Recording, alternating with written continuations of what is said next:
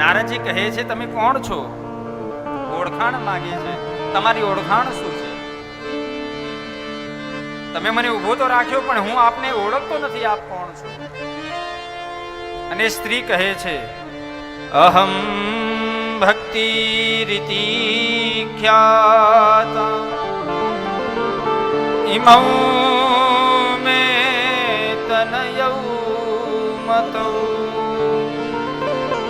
જ્ઞાન વૈરાગ્ય નામાનો કાલયોગેન જય. અરે અહમ ભક્તિ રીતિ ખ્યાતા, લોકો મને ભક્તિ કહીને બોલાવે છે.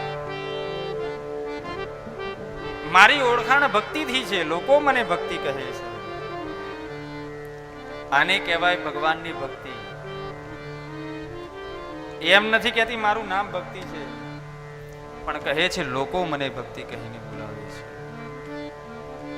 અને આ જ્ઞાન અને વૈરાગ્ય મારા બે પુત્રો છે, કાલ યોગથી જર્જરિત થઈ ગયા છે. કહે છે હું દ્રવિડ દેશની અંદર ઉત્પન્ન થઈ,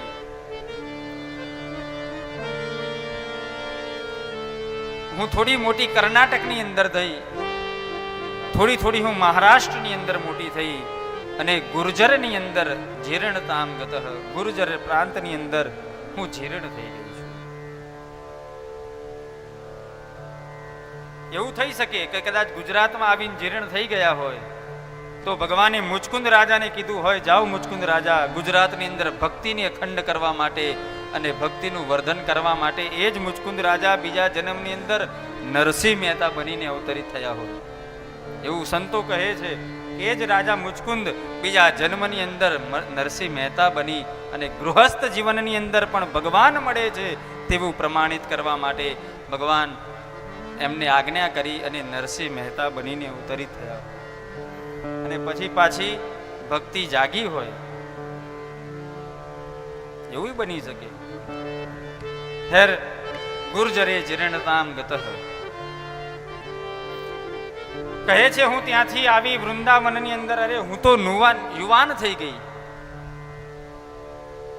પરંતુ મારા બંને પુત્રો અહીંયા વૃંદાવનમાં આવ્યા ને તો એ જીર્ણ થઈ ગયા, વૃદ્ધ થઈ ગયા છે. આના માટે કંઈક કરો, આનો કંઈક રસ્તો બતાવો. અને ત્યાં જ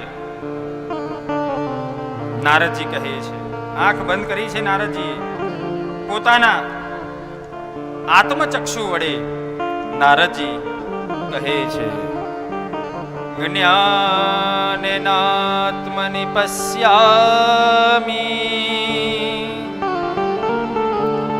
સર્વમે તત્તવાનગે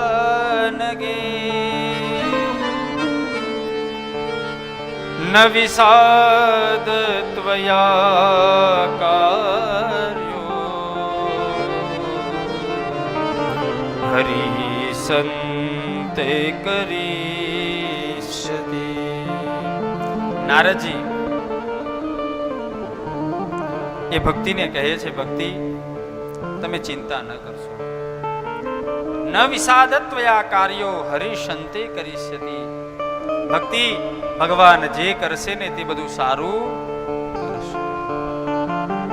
આ વાત આપણે જીવનમાં ઉતારવા જેવી છે કે ભગવાન જે પણ કરશે આપણું સારું,